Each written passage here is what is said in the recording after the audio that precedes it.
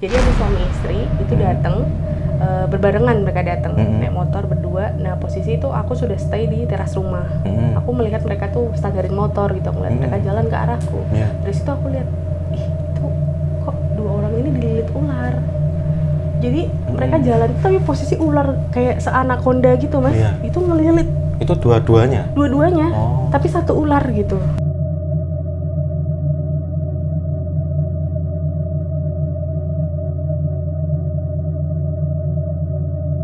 Bismillahirrahmanirrahim. Assalamualaikum warahmatullahi wabarakatuh.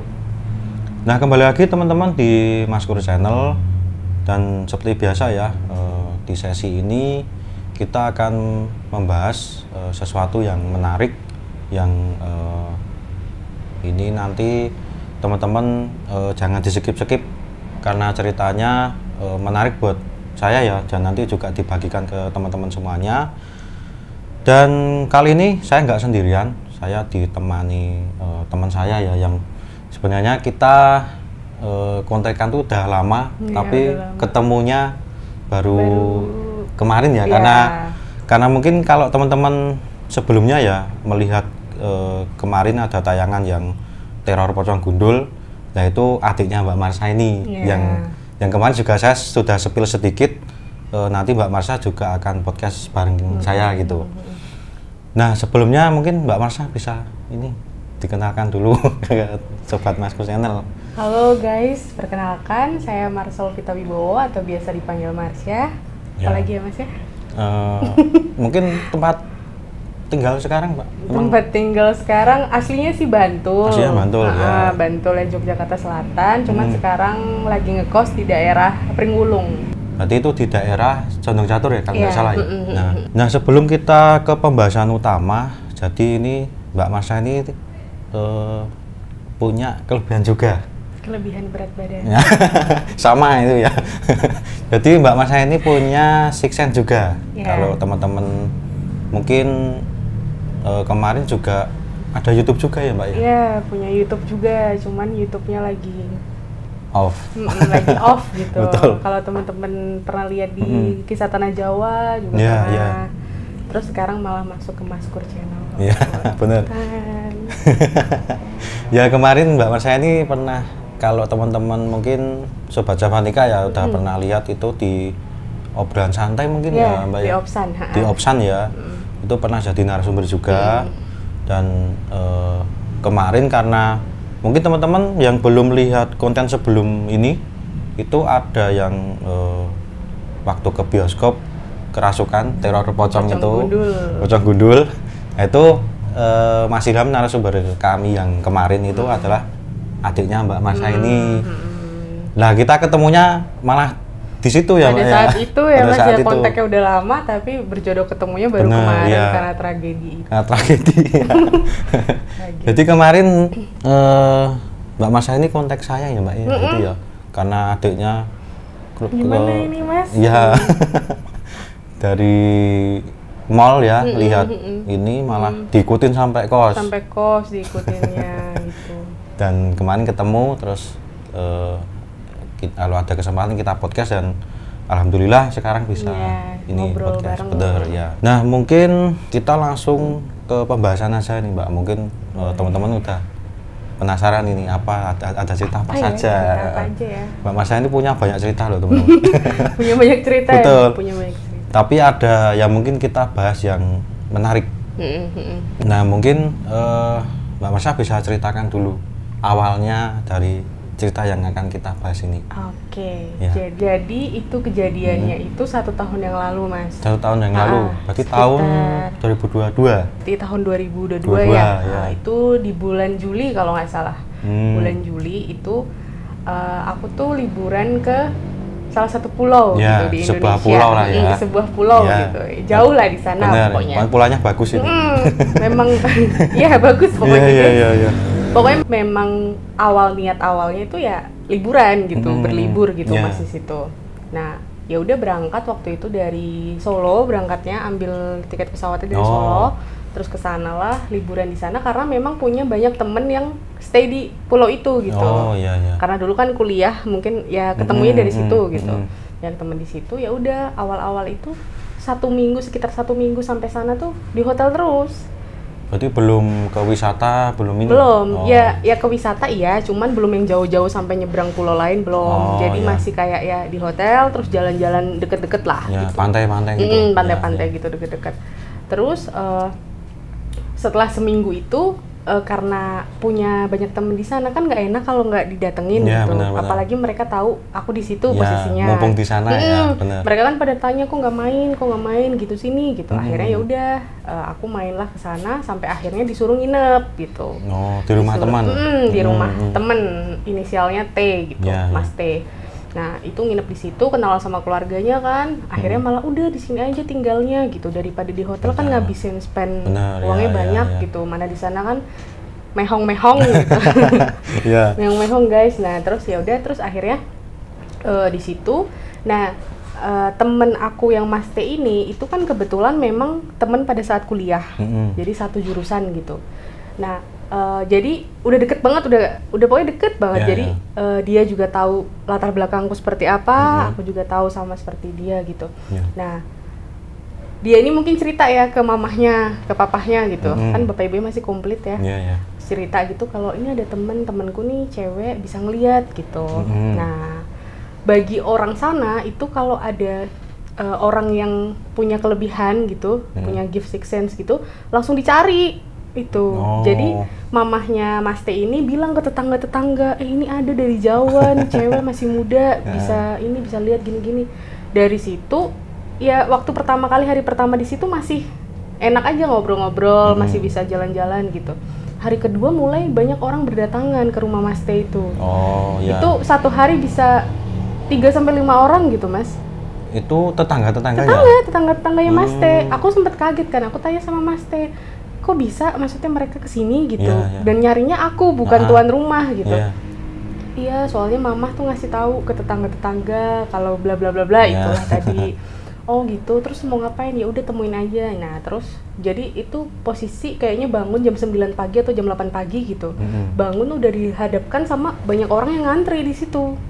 Aku awalnya masih kayak oh mungkin mau ketemu kali ya, maksudnya apa gitu, orang Jawa apa gimana. Enggak, jadi mereka langsung, Mbak minta tolong dong, ini saya gini langsung gitu. Aku kaget masih situ loh, kok udah, maksudnya kok minta tolongnya langsung gitu.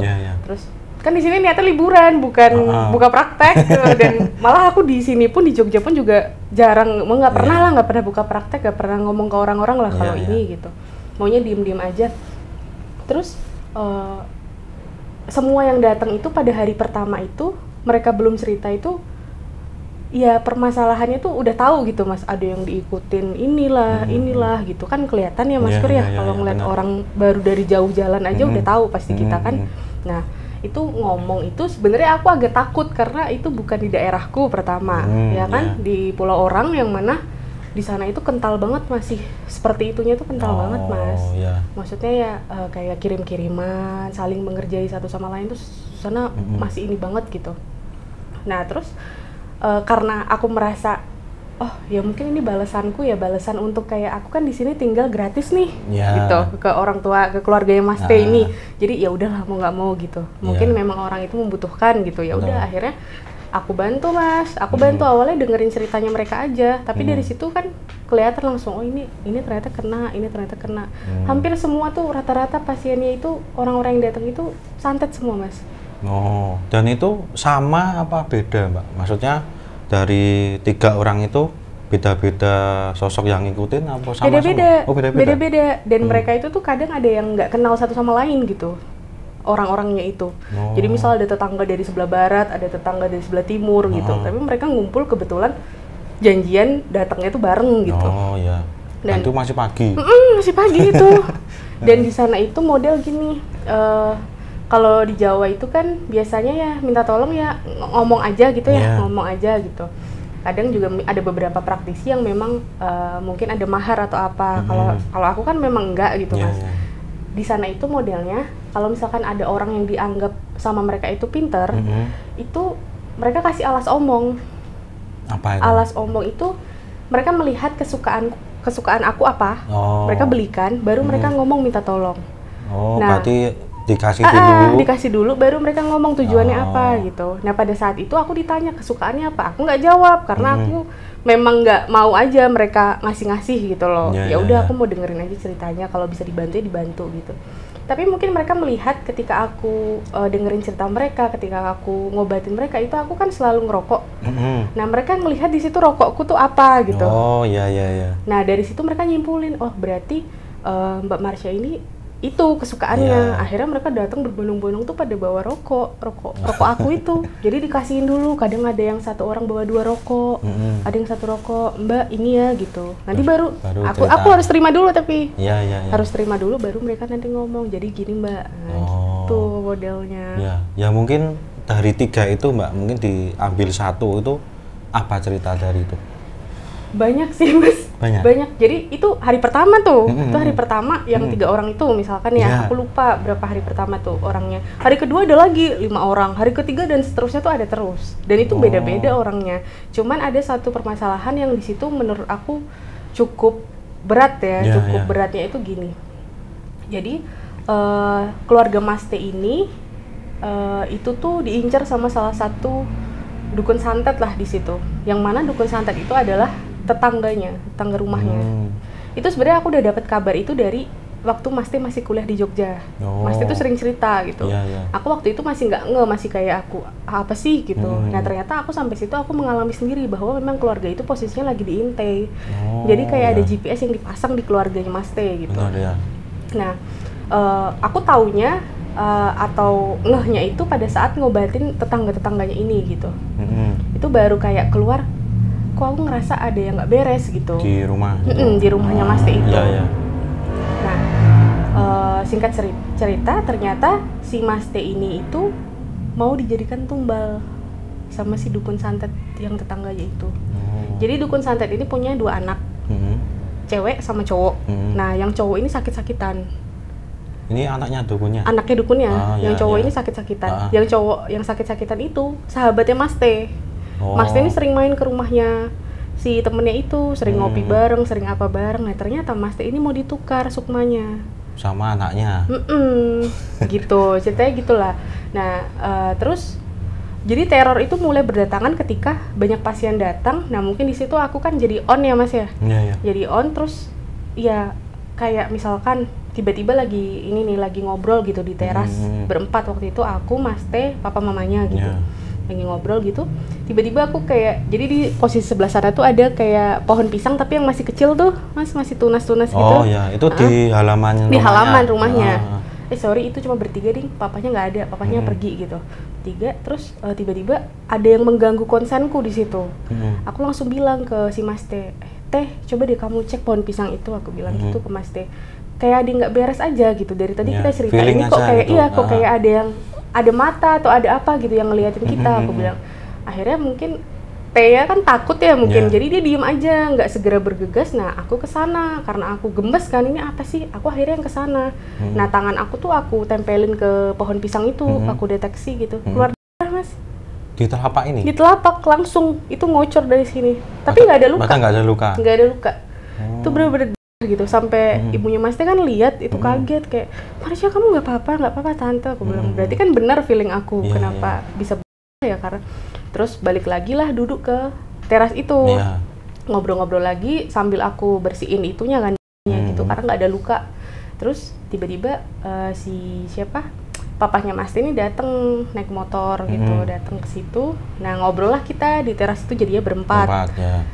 Pas lagi ngobrol enak-enak, feeling aku pindah, feeling aku tuh bilang kayak ada nggak beres di ruang tamu gitu. Aku nyuruh lah Mas T, coba cek lagi di ruang tamu gitu. Ada apa? Karena aku ngeliat kok kayak ada sosok tuh masuk keluar gitu. Dan kayak feeling aku nggak bener aja gitu. Terus pas lagi Mas T ngecek gitu di dalam, dia teriak-teriak, siapa Marsha gitu kan? Kenapa gitu? Ada darah gitu. Itu di lantai, aku langsung kesana kan Mas. Di lantai ada kali itu 3 ubin tuh, 3 keramik tuh. Bener-bener itu ada tuh videonya tuh, cuman videonya hilang kebetulan di HP yang mati gitu. Tapi nanti masih ada screenshotannya tuh gitu. Tapi apa ya, di situ kan Mas Teh kan punya anjing, cuman anjing itu nggak pernah masuk ke dalam rumah, jadi selalu di halaman. Jadi kalau logikanya kan nggak mungkin, maksudnya anjingnya luka terus anjingnya kan nggak mungkin. Nah karena aku panik dan aku bilang ke Mas Teh sama keluarganya jangan dipel karena mereka mau langsung pel. Aku bilang jangan dipel, biar aku aja yang ngepel gitu. Maksudnya jangan sampai mereka menyentuh karena aku udah tahu ini kayaknya kiriman dari si dukun santet itu, tangganya itu. Udah akhirnya aku pel ya udah selesailah hari itu gitu. Sehari itu cuman aku merasa mungkin namaku sudah terdengar kali ya di dukun santet itu. Ini ada cewek nih, ini bisa, dan mungkin dia takut kalau aku sampai melindungi keluarganya Mas T itu. Karena setelah menemukan di lantai yang dipel itu kan aku masuk kamar. Masuk kamar tuh ya ada kayak omongan atau bisikan tuh bilang kalau itu peringatan kalau kamu sampai nanti bantuin keluarganya Mas T, ya kamu akan kayak gitu lah, gitulah intinya. Tidak, tapi aku bodo amat Mas, maksudnya kayak ya udahlah gitu. Memang niatnya membantu ya gimana lagi gitu. Lagian juga aku di situ istilahnya kayak utang budi gitu ya. Nah, udah hari itu selesai, hari kedua, ketiga, keempat selanjutnya tuh ini banyak pasien-pasien masih datang.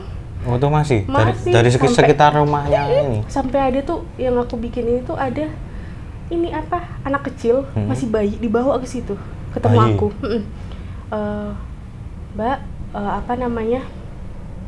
ini kenapa ya kaki anak saya tuh sakit gitu. Jadi kakinya tuh aku lihat tuh kayak kayak ada luka korengnya gitu loh. Dan bener-bener banyak banget tuh Mas. Satu kaki atau dua kaki? Dua-duanya, dua kaki iya. Tapi cuma di kaki? Di kaki, di kaki itu, dan masih basah. Masih basah gitu lukanya. Terus habis itu waktu itu kan aku lihat gitu ternyata itu medis, bukan non medis. Jadi orang sana itu sampai kayak sakit kecil aja tuh mereka pikir itu santet gitu. Mungkin karena sugesti atau kebiasaan gitu ya. Jadi udah ngiranya anaknya ini kena santet karena katanya diobatin ke rumah sakit kemana-mana itu tuh nggak ini gitu. Terus saya bilang ke dia ini medis Om, aku bilang gitu. Saya kalau bilang medis ya ini medis, tapi kalau enggak ya saya bilang enggak gitu. Bilang gitu kan. Terus ya udah, terus akhirnya ya beliaunya ya udah gitu. Ya udah Mbak, terus gimana? Ya coba aja, mungkin nggak cocok di dokter itu, coba ke dokter lain. Aku bilang gitu kan. Ya, jadi di sana tuh modelnya misalkan ya tetangga Mas T ini, keluarga Mas T beli mesin cuci. Tetangga yang sekitarnya ada yang lihat, itu bisa sakit keluarganya Mas T ini. Sampai segitunya? Sampai segitunya di sana tuh Mas. Gila emang Mas T bener-bener kayak di luar nalar gitu. Mesin cuci, beli kulkas yang kelihatan sama tetangganya itu pasti orang yang beli itu besoknya sakit. Kalau nggak pas hari itu juga. Itu udah di sana udah nggak tabu gitu cerita kayak gitu tuh. Udah bener-bener. Berarti mungkin sudah saking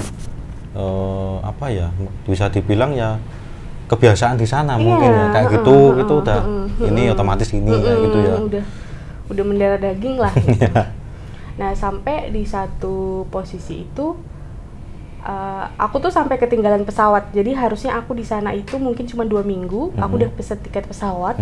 Itu aku ditinggal sama pesawatnya. Jadi aku nggak tahu, mungkin maksudnya Tuhan tuh ini ya aku masih belum harus selesai belum selesai di situ. Ketinggalan Mas.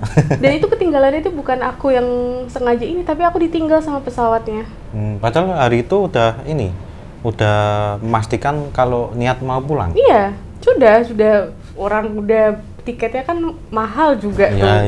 Nggak mungkin lah kalau misalkan kayak nggak mau pulang gitu kan, udah mahal tiketnya. Pas sampai bandara ditinggal sama pesawatnya. Itu udah sampai bandara? Udah sampai bandara Mas. Dan itu aku nggak ada di email, nggak ada di telepon sama pihak ininya, maskapainya gitu. Untuk jamnya? Jamnya waktu itu siang. Tapi sampai sana udah... Sampai sana tuh aku udah, maksudnya masih ada jangka waktu yang panjang gitu loh. Memang ditinggal sama pesawatnya tuh. Nggak tahu kenapa baru kali ini aja begitu. Terus aku mikir, oh ya mungkin maksudnya masih suruh di sini kali ya gitu. Dan ya udah balik lagi ke rumah Mas T tuh, semua tetangga-tetangga itu pada seneng, nggak jadi pulang gitu. Kan aku sedih sebenarnya, cuman ya merekanya seneng ya udah. Ya udah sampai pokoknya itu berminggu-minggu di sana itu banyak kejadian yang aneh. Sampai ada di suatu pagi itu aku kan biasa bangunnya jam 8 kalau nggak jam 9 gitu ya Mas ya. Nah setiap habis bangun itu aku langsung mandi, kalau nggak aku cuci piring dulu gitu. Nah posisi pada saat itu tuh aku udah habis mandi, aku skincarean gitu di kamarku. Nah terus tiba-tiba kaki aku ini kan yang sebelah kanan ini kan ada habis patah, cuman udah waktu SMA gitu, jadi masih ada bekas lukanya gitu. Itu tiba-tiba keluar, itu pagi-pagi Mas, jam 9, jam 8 keluar dari bekas luka jahitan itu. Dari bekas luka. Cuman nggak ada yang sobek. Tuh banyak banget, bener-bener kayak beres gitu. Tiba-tiba keluar gitu. Tiba-tiba keluar, padahal lagi skincarean, nggak lagi ngapa-ngapain, nggak lagi jatuh atau apa enggak. Terus langsung aku manggil Mas T, karena posisi waktu itu di rumah cuma berdua, Mas T sama aku. Mamahnya lagi ke pasar sama tetangganya. Si papahnya Mas T lagi pergi ke kantor gitu. Nah, aku panggil Mas T, ini kenapa ya? Aku bilang gitu. Tiba-tiba keluar Mas T, jadi lihat kaki berdua tuh lihat dia. Cuma waktu itu memang nggak sempat ke foto aja. Ya udah, terus aku merasa kayak ini kayaknya teror ya. Emang udah diteror dari si dukun itu, karena aku mikirnya kenapa si dukun itu ya dari awal itu kan dia ngeluarin peringatannya itu dalam bentuk gitu. Jadi kayak kalau ada berarti itu dia gitu. Tandanya sama. Ya udah aku bersihin kayak biasa, aku bersihin sambil aku pel ininya lantainya, terus aku cuci piring. Aku cuci piring, tiba-tiba si mamahnya Mas T ini sama tetangganya pulang dari pasar. Posisinya tuh dia teriak-teriak dari luar rumah. Aku sampai taruh piringku. Yang teriak-teriak mamahnya Mas T. Aku lagi cuci piring di belakang, aku sampai keluar kan. Kenapa tante? Aku tanya gitu. Marsha tadi tante jatuh di mana? Jatuh di pasar. Jadi tante ini tuh kan punya sakit gula gitu. Mulai dari aku suruh beli sesuatu di pasar gitu untuk nanti kayak diobatin secara herbal gitu Mas. Nah ya udah, jadi ke pasar itu untuk beli itu. Nah ternyata jatuhnya di pasar itu posisi jadi baru jalan habis beli si obat itu tadi, dia jalan mau ke parkiran jatuh. Terus aku tanya, tante yang luka apa? Lutut ya, sebelah mana? Sebelah kanan. Sama. Terus aku lihat lukanya, aku lihat lukanya tuh besar banget, yang bener-bener kayak itu harusnya tapi nggak keluar Mas. Itu malah nggak. Terus aku menyimpulkan, oh berarti itu yang tadi ngucur di aku gitu. Oh iya. Tapi lukanya di ibunya si Mas T ini. Yang kena ibu, tapi malah keluarnya di. Bener-bener, aduh, sobeknya tuh gede banget gitu. Cuman lucunya kok nggak keluar gitu. Itu aku udah nggak beres, itu udah pasti ya itu gitu. Sampai waktu itu aku udah merasa aku capek karena banyak pasien yang datang, dan ini aku sampai bilang ke mama waktu itu lewat chat gitu. Mi apa aku ya di sini? Aku sampai bilang gitu Mas. Terus aku bilang aku nggak mau Mi di sini, aku bilang gitu. Soalnya ini kan pulau orang, masa iya aku nanti jauh dari keluarga. Aku sampai udah bilang gitu sama mama itu waktu itu. Cuman kayak ya angin lalu aja gitu. Ya udah, kehidupan berjalan seperti biasalah. Setelah kejadian itu, cuman ya ngobatin orang gitu di situ. Terus sampai tiba saatnya pulang nih, bener-bener yang saatnya pulang. Itu mungkin Hamin satu. Jadi misalkan aku pulang hari Senin, itu Minggunya mungkin. Nah itu pada saat Hamin 1 itu ada pasien lagi gitu. Datang lagi ke rumah untuk meminta tolong. Lagian juga si pasien ini itu udah bawa rokok tuh, udah bawa dua rokok, sama ada satu pasien lagi bawa satu rokok lagi. Jadi di situ aku nggak pernah kehabisan rokok Mas. Dipasok terus. Nah jadi itu pasiennya itu kakak adik. Udah umur gitu. Jadi yang kakaknya itu cewek, yang adiknya itu cowok. Pertama yang datang itu si tante yang ini gitu. Adiknya tuh belum datang. Nah tante ini datang duluan, berceritalah keluh kesahnya ini. Ya udah kita ngobrol-ngobrol dari jam 11 siang itu sampai jam 3 sore tuh. Karena mendengarkan orang cerita itu kan sebenarnya ada fase capeknya benar, apalagi itu kan dia ceritanya yang seperti itu gitu Mas. Jadi aku gak ada kesempatan untuk istirahat gitu. Jam 3 tank itu tiba-tiba masalah si tante ini udah selesai nih, udah terselesaikan gitu. Tiba-tiba adiknya langsung datang. Aku kan mau nafas dulu ya, mau istirahat dulu paling enggak. Tapi ternyata ya nggak dikasih, jadi maksudnya langsung nyambung gitu. Jadi kan aku nggak enak juga mau ini kan. Terus beliaunya baru cerita mungkin berapa kalimat gitu, aku ngerasa ada yang nggak beres di badanku. Aku bilang sama si om itu, Om maaf ya, Marsha potong, soalnya kayaknya ada sesuatu deh yang nggak enak, aku bilang gitu langsungan. Itu baru mungkin 5 kalimat lah paling, baru ceritanya tuh aku masuk lah ke dalam, aku pamitan ke kamar gitu. Nah yang di situ kan biasa kalau misalkan aku ada pasien gitu, Mas T sama mamahnya tuh nemenin gitu di situ di samping gitu. Aku masuk berarti kan di situ cuma ada Mas T sama mamahnya. Aku masuk kamar, pintu tuh aku kunci Mas. Aku kunci, aku di situ berusaha meditasi buat recharge energi ini gimana gitu kan. Kayak udah stres banget besok mau pulang tapi masih kayak ada. kok masih ada gitu. Sampai terus Mas T itu tuh, jadi ini cerita setelah kejadian ya, karena posisi pada saat itu ternyata aku pingsan di kamar. Dan Mas T itu berusaha kayak ngetok-ngetok, nggak ada yang bukain kan. Dia ngelihat dari ventilasi atas tuh kan ada yang lubang gitu. Aku posisi tuh udah tergeletak dengan bibir tuh keluar, jadi nyamping gitu, tapi keluar dari mulut. Itu udah sampai di keramik tuh udah banyak banget. Jadi udah ini, terus posisi muka itu yang tadi ada fotonya itu kayak gitu. Padahal nggak ada luka ya? Padahal nggak ada luka. Jadi dari mulut keluar sama dari muka keluar. Itu posisi Mas T langsung ngambil kunci langsung ngambil kunci cadangan atau enggak dia dobrak gitu, aku lupa. Pokoknya dia dobrak terus ngelihat posisi aku udah begitu sama dia manggil papahnya si dianya itu, manggil papa, ini kenapa Marsha gitu. Akhirnya semua kan pada datang, termasuk katanya si pasien 2 yang di depan itu tuh juga pada ngelihat kondisiku gitu. Terus jadi di situ aku denger Mas orang ngomong tuh, aku denger Mas T manggil papahnya, terus aku digotong ke kasur tuh aku tahu. Tapi enggak. Cuman aku kayak nggak bisa ini keragaku gitu. Nggak apa ya. Berarti bisa denger tapi ya di posisi nggak sadar. Jadi bisa denger mereka pada ngomong ini itu tuh denger sampai katanya Mas T itu setelah aku sadar dia cerita kalau tadi tuh sempet nggak nafas. Jadi sampai dipegang Nania tuh udah kayak nggak ada gitu. Terus nafasnya juga nggak ada, sampai mau dibawa ke rumah sakit gitu. Cuman aku dengar Mas T tuh bilang ayo ke rumah sakit tuh, aku dengar. Cuman nggak bisa kayak mau bilang ini aku masih di sini, cuman nggak bisa gitu. Sampai akhirnya udah agak lama tuh, kayaknya aku pingsan 1,5 jam atau setengah jam gitu. Lama pokoknya Mas. Sampai aku dengar ada suara laki-laki manggil gitu. Bangun gitu. Tapi itu nggak tahu siapa suara dari. Nggak tahu siapa gitu. Terus langsung melek gitu waktu itu. Tapi posisi melek katanya Mas T itu pandangannya kosong, terus keluar air mata. Tapi ngelihatnya ke pojok. Jadi di situ ada lemari, di sudut lemari gitu. Ngelihatnya di situ terus, tapi nggak kedip nggak apa, tapi nangis gitu posisinya. Cuman udah melek gitu. Nah dari situ terus papahnya Mas T ini ngasih minyak. Jadi memang di sana tuh ada kayak minyak apa gitu. Aku kurang tahu namanya, tapi yang biasa buat yang ngobatin orang-orang ini kayak itu medianya atau itu, apa medianya itu. Aku diolesin di jidat gitu sama pakai minyak itu. Dan dari situ aku sadar, aku sampai bingung, aku nanya waktu sadar itu, ini kenapa gitu. Gitu. Terus ya udah, akhirnya dijelasin kalau kamu tadi gini, tapi posisi itu belum dibersihin, di situ tuh masih banyak banget. Makanya terus yang di foto tadi kan habis itu aku membersihkan itu tadi ngucur Mas. Sebelumnya itu bener-bener ngucurnya tuh keluarnya dari pori-pori gitu. Tapi nggak ada luka, lucunya.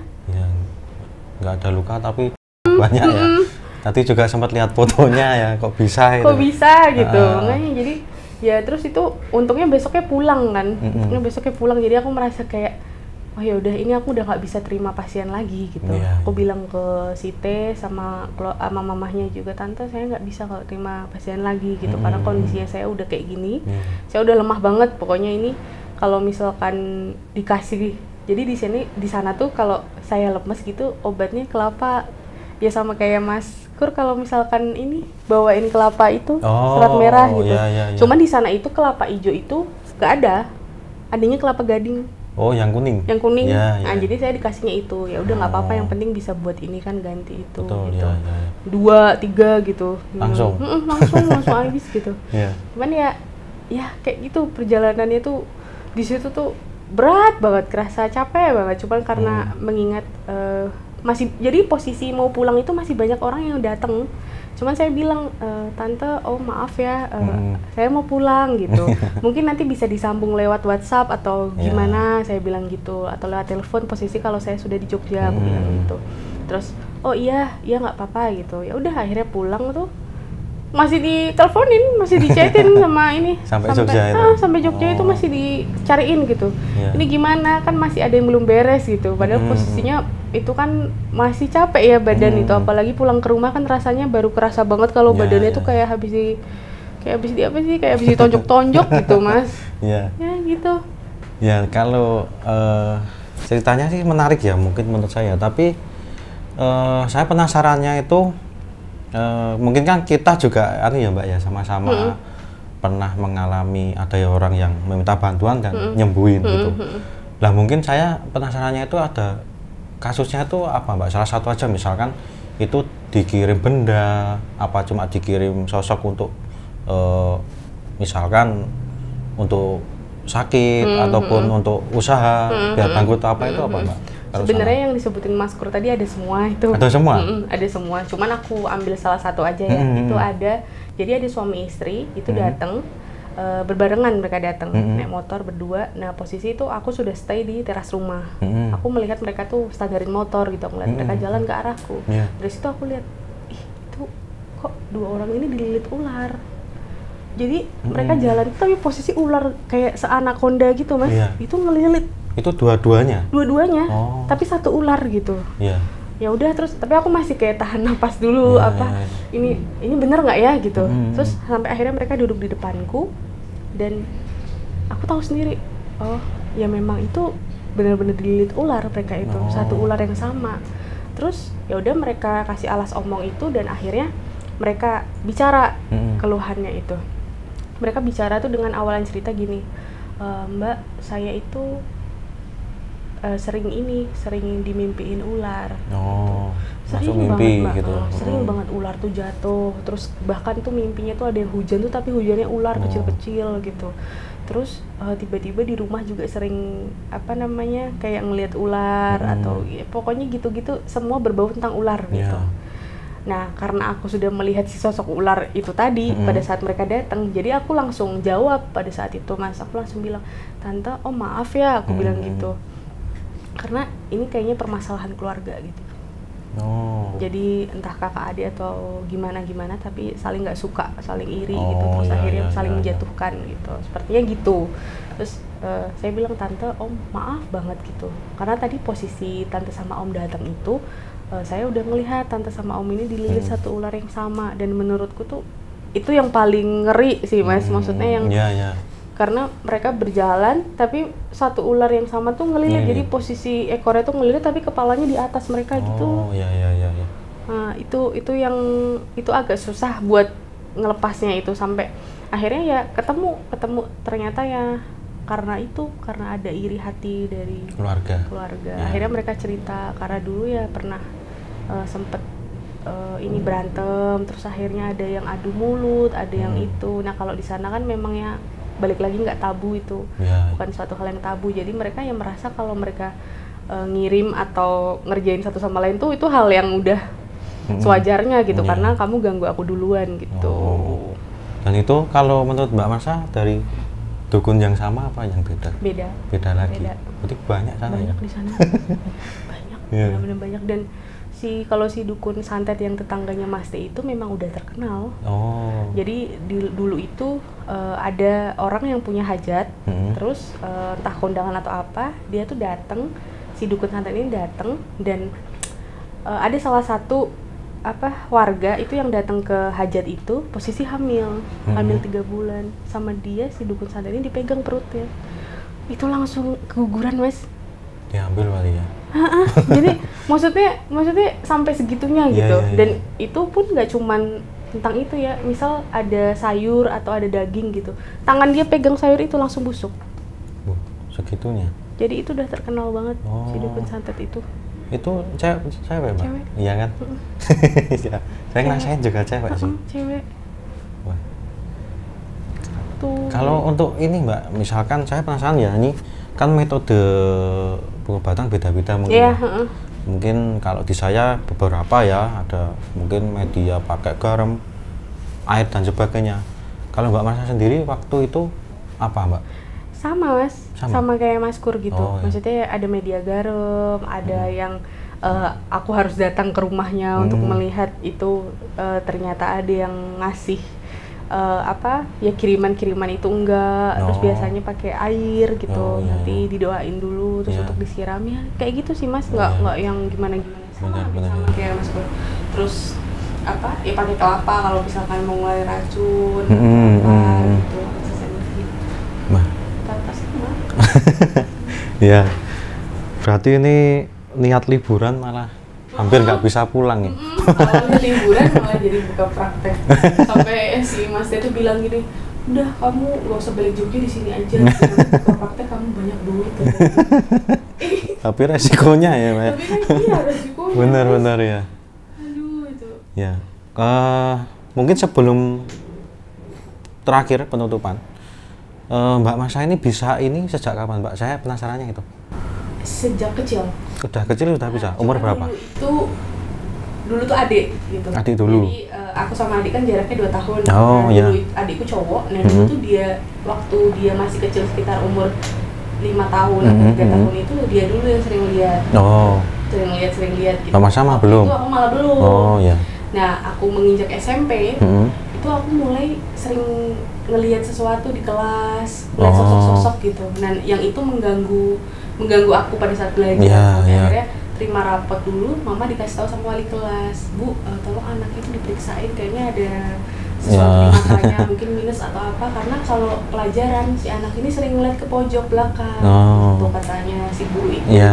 Dari situ mama ya nanya waktu itu, kamu emang kenapa nggak pernah fokus gini-gini? Nah, aku waktu itu masih nggak berani bilang Mas, masih diem aja gitu. Ya, belum berani cerita. Ini beneran apa enggak yang aku lihat atau apa, imajinasi atau apa, sampai akhirnya SMA itu mereka semakin jelas. Jadi melihat mereka itu solid kayak manusia. Ya.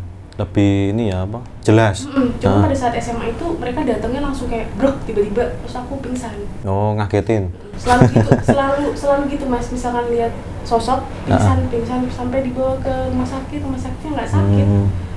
Tapi pingsan terus. Tapi karena lihat itu. Tapi itu udah cerita belum? Udah cerita, akhirnya udah cerita dan kayaknya mama sama papa juga udah ngerti sendiri kalau anaknya ini ada yang lain gitu. Oh iya. Gitu ya, sampai akhirnya seiring berjalannya waktu bisa mengatasi sendiri. Dulu cuma bisa lihat, sampai akhirnya bisa ngobrol sama mereka. Oh, komunikasi. Sampai akhirnya yang di usia sekarang ini merasa bahwa kayaknya spesialisnya atau di diriku ini posisinya sekarang itu lagi mediumisasi. Gitu. Jadi sering dipakai raganya Mas Kur. Iya benar. Ya sering dipakai raganya, entah di tempat-tempat yang apa tiba-tiba masuk aja. Oh, itu nggak bisa ngontrol Mbak? Bisa, kalau itu bisa ngontrol. Oh. Jadi aku nggak mau masukin ke raga itu yang makhluk-makhluk yang iya benar, iya. Sorry itu. Jadi maunya ya kalau dia ada pesan, ada informasi yang kira-kira menguntungkan kita atau kita bisa tahu sesuatu dari dia, oke, nggak apa-apa pakai aja raganya. Benar ya. Karena parsial separuh-separuh. Benar ya. Karena kemarin juga kalau saya ya banyak penelusuran itu kita nggak random, mana aja itu harus dipilih dulu. Kalau dia nggak ada informasi ya percuma kan ya. Nyampe-nyampein diri. Betul ya. Mungkin besok penelusuran Mbak? Boleh. Ya. Ya mungkin besok kalau ada kesempatan kita ke sebuah tempat. Nanti kita kuak di sana misterinya apa, sosoknya apa. Wah itu. Ya mungkin itu aja yang bisa kami sampaikan ya. Terima kasih ya Mbak Marsha udah berbagi ceritanya. Ya kesimpulan saya ya kita sama-sama ini ya Mbak ya. Jadi enak ngobrolnya karena untuk membantu orang juga sama. Terus memiliki apa ya siksen juga dari kecil juga sama. Dan ya jangan berhenti untuk berbuat baik lah ya, untuk nolong orang ya. Nah mungkin setelah ini nanti kita akan kalau ada kesempatan nanti penelusuran ya Mbak ya. Kayaknya seru ya. Ya. Dan terima kasih buat Sobat Mas Kur Channel yang sudah menonton video ini dari awal sampai akhir. Nah, buat teman-teman ini yang masih bingung mencari tempat nongkrong, ngopi ataupun mengerjakan kuliah ya, itu bisa ke Damin Cafe. Ya, itu tepatnya ada di depan UKDW. Ya. Nanti juga alamat lengkapnya ataupun mapnya juga ada ya, nanti di deskripsi ada. Dan mungkin itu dulu ya Mbak Masa. Sebenarnya Mbak Masa ini ceritanya banyak ya. Itu aja. Tadi aku yang ngomong terus. Nggak apa-apa kan. Karena ceritanya sebenarnya banyak banget. Satu cerita aja udah durasinya lama ya. Besok mungkin ya cerita lagi lah mungkin ya Mbak ya, bisa sini lagi ya. Bosan ya? Ya bener. Cerita mereka masih banyak, udah banyak cerita ke saya gitu. Yaudah kita tutup ya Mbak. Terima kasih ya teman-teman sudah menonton video ini dari awal sampai akhir. Berjumpa lagi di kesempatan selanjutnya, semoga bermanfaat. Wassalamualaikum warahmatullahi wabarakatuh.